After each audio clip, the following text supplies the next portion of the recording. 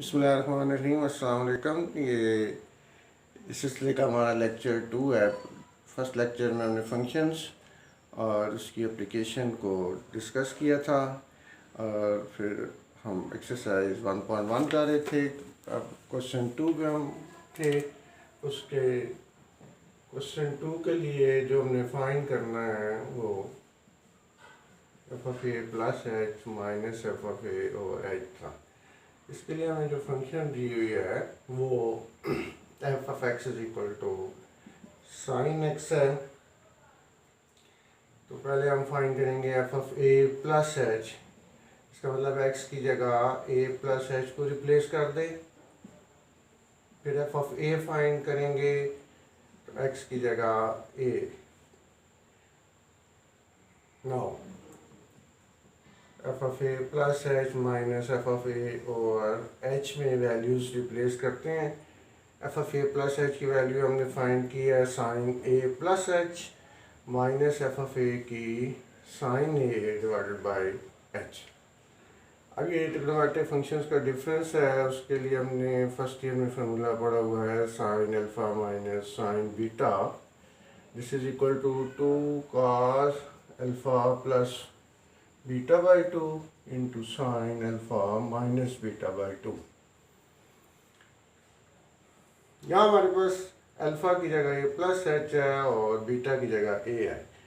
तो वहाँ हम अगर वैल्यूज पुट करें तो 2 cos a plus h plus a divided by 2 into sine a plus h minus a divided by 2 whole divided by h. ये a plus a 2a plus h divided by 2, ये इससे cancel हो जाएगा तो sine h by 2 divided by h। ये इसका मसला है। मैं इसे रिपीट कर देता हूँ। हमने क्वेश्चन 2 में f of a plus h minus f of a और एच फाइंड करना था। उसके लिए उसने हमें फंक्शन दी हुई है f of x is equal to sine x. तो f of a plus h को फाइंड करने का मतलब है कि एक्स की जगह आप ए प्लस एच रिप्लेस करें यहाँ। फिर एफ ऑफ ए फाइंड करना है तो एक्स की जगह ए रिप्लेस कर दें। अब चूँकि हमने ये फाइंड करना है f of a plus h minus f of A over H, तो यहाँ F of a plus h की वैल्यू पुट कर दी है, यहाँ एफ ऑफ ए की वैल्यू पुट की है। ट्रिग्नोमेट्री से sign alpha minus sine beta का फार्मूला वो पुट किया है यहाँ। यहाँ हमारे पास अल्फ़ा की जगह ए प्लस एच है और बीटा की जगह ए आ रहा है। तो यहाँ अल्फ़ा और बीटा पुट किया है, जहाँ भी अल्फ़ा बीटा पुट किया तो हमारे पास ये एक्सप्रेशन बन गई है। इसमें ए और ए को ऐड कर दिया है, ये और ए इससे कैंसिल हो गया है, तो ये इसका आंसर आ जाएगा।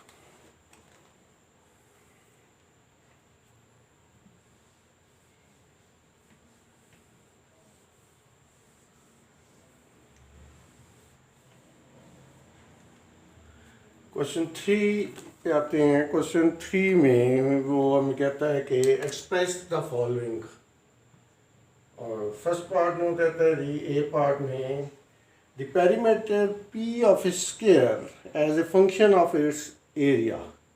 तो हमें पहले पता होना चाहिए कि किसी भी फंक्शन या कर्व के पेरीमीटर से क्या मुराद है। पेरीमीटर कहते हैं सम ऑफ lengths of sides।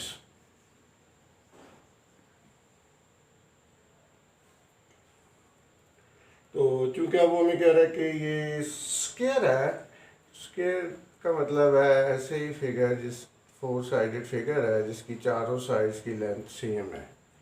तो अगर हम सपोज कर लें कि ये x है लेंथ, तो इसका मतलब है कि इसका जो पेरीमीटर हो जाएगा, अगर हम उसे p का नाम दे रहे हैं तो जैसे x plus x plus x plus x, इसका मतलब है p is equal to 4x। Perimeter इसका 4x आ जाएगा। हमें पता है कि एरिया ऑफ स्क्वायर जो है, area a is equal to x square की इक्वल होता है हमने चूँकि पेरीमीटर को function of its area find करना है, यानी इसका मतलब है कि एक ऐसी रिलेशन निकालनी है जिसमें पेरीमीटर ए पे डिपेंड कर रहा हो। डिपेंड करने का मतलब कि अगर एक्स चेंज होता है तो पी भी चेंज हो जाता है। तो उसके लिए हमें यहाँ से एक्स की वैल्यू लेनी पड़ेगी। उसके लिए स्क्वायर रूट ले लिया है और एक्स की वैल्यू स्क्वायर रूट ऑफ ए आएगी। वैसे तो हम जब भी स्क्वायर रूट लेते हैं तो प्लस माइनस लेते हैं, लेकिन चूंकि ये लेंथ है और लेंथ पॉजिटिव होती है इसलिए आपने यहाँ सिर्फ प्लस लेना है। ये एक्स की वैल्यू आप पुट कर लेंगे इक्वेशन नंबर 1 में, तो p is equal to 4x है इक्वेशन। जब हम x की जगह स्क्वायर रूट ऑफ a लगा देंगे तो अब देखते हैं कि हमारे पास एक ऐसी एक्सप्रेशन आ गई है जिसमें अगर आप a की वैल्यू चेंज करते हैं तो p की वैल्यू चेंज होती जा रही है। तो हम कहते हैं कि y जो है वो p जो है y की जगह है, p डिपेंड कर रहा है a पे, p is a function of a है। Let me repeat it. हमसे रिक्वायरमेंट थी कि आप एक ऐसी एक्सप्रेशन फाइंड करें जिसमें पेरीमीटर जो है वो स्क्वायर के एरिया पे डिपेंड कर रहा हो। तो उसके पहले पर हमने देखा कि जो पेरीमीटर है स्क्वायर का वो 4x है, क्योंकि पेरीमीटर बनता है सम ऑफ लेंथ ऑफ साइड से, और हमने लेंथ ऑफ साइड जो रखी हुई है वो x रखी हुई है। और एरिया स्क्वायर हमें बताया कि एक्स स्क्वायर की इक्वल होता है। अब हमने ऐसी एक्सप्रेशन निकालनी थी जिसमें p जो है वो a पे डिपेंड कर रहा है, तो इसलिए आपने इस एक्सप्रेशन से x की वैल्यू फाइंड करनी है। और ये x की वैल्यू फाइंड करने के लिए हमने इसका स्क्वायर रूट लिया है। और पहले जैसे मैंने बताया कि स्क्वायर रूट लिए तो प्लस माइनस लेते हैं, लेकिन चूँकि ये x लेंथ ऑफ साइड है इसलिए लेंथ नेगेटिव नहीं हो सकती, तो आपने प्लस लेना है। तो ये x की वैल्यू हमने यहाँ इक्वेशन नंबर 1 में पुट की है, this is p is equal to 4 into square root of a are.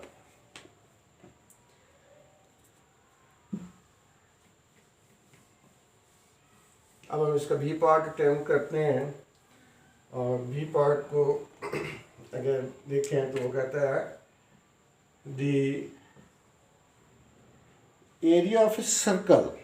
Now we have to find the area of circle depending on its circumference.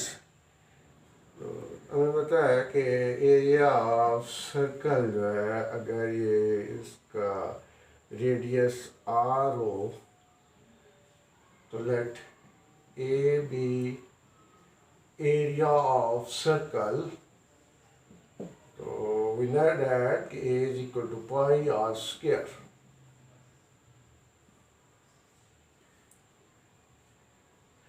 इसी तरह हमने पढ़ा हुआ है कि जो सर्कमफ्रेंस होता है सर्कल का, तो let c be its circumference, तो therefore c is equal to 2 pi r. अब अगर आपने ऐसी एक्सप्रेशन निकालनी है जिसमें एरिया सर्कमफ्रेंस भी डिपेंड कर रहा है, तो फिर आपको यहाँ से r की वैल्यू फाइंड करनी है, यहाँ पुट कर देनी है, तो वो एक्सप्रेशन आ जाएगी। अगर इसके इन्वर्स वो कह लेता है कि नहीं कि c जो है डिपेंड कर रहा हो एरिया पे, फिर वहाँ से r की वैल्यू निकाल के यहाँ पुट होते हैं। या हमारी रिक्वायरमेंट के मुताबिक हमें यहाँ से r की वैल्यू चाहिए, इसे हम पुट करेंगे इक्वेशन 1 में। तो एरिया जो है r की जगह c/2 पाई, स्क्वायर ले लिया है, नीचे 4 पाई स्क्वायर, ये पाई इससे कैंसिल हो जाएगा तो c²/4 पाई। हम देख रहे हैं कि हमें कैसी एक्सप्रेशन मिल गई है जिसमें आप c की वैल्यू अगर चेंज करेंगे तो एरिया भी उसका चेंज होता जाएगा। हम कहते हैं कि a is a function of c। तो इस क्वेश्चन में भी हमें दो चीज़ें पता होनी चाहिए, एक तो एरिया ऑफ सर्कल पता हो हमें, एक हमें पता हो कि सर्कमफ्रेंस कैसे फाइंड किया जाता है। अब चूंकि हमने ऐसी एक्सप्रेशन निकालनी थी जिसमें एरिया सर्कमफ्रेंस पे डिपेंड कर रहा हो, तो हमने यहाँ से आर की वैल्यू फाइंड की, C/2 पाई, ये आर की वैल्यू यहाँ पुट की है, ऊपर स्क्वायर था इसलिए c का स्क्वायर भी ले लिया है, 2 का स्क्वायर भी और पाई का स्क्वायर भी, ये पाई एक इससे कैंसिल हो गया तो c²/4 पाई।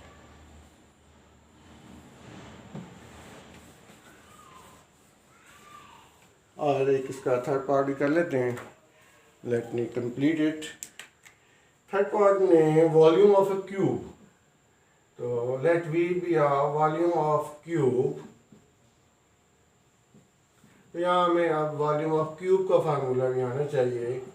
अगर इसकी साइड की लेंथ जो है वो x हो तो इसका वॉल्यूम बन जाएगा x³। और इसको हमने फंक्शन इसके एरिया ऑफ बेस पे करना है, तो इसका जो क्यूब का जो बेस होता है वो स्क्वायर है, तो हमने भी पढ़ा था स्क्वायर के एरिया A=x²।